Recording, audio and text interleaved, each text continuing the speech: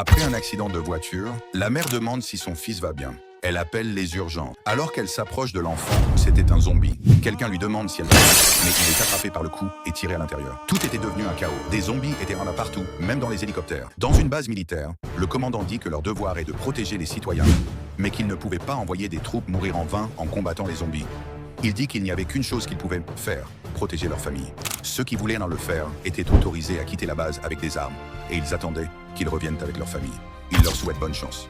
Dans un immeuble, une mère vient de frapper un zombie avec un marteau. Deux autres apparaissent. Elle réussit à en toucher un, mais l'autre est déjà sur le point de la dévorer quand il reçoit une balle dans la tête. C'était l'un des soldats venus chercher sa famille. Il dit qu'il les emmènerait vers l'endroit le plus sûr du monde. Il fuit les zombies avec d'autres soldats et leurs familles. En s'approchant des portes, il demande qu'on les ouvre.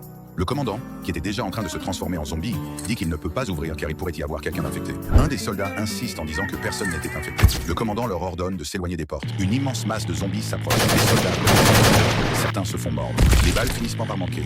Ils commencent à utiliser des couteaux, mais le nombre de zombies était immense.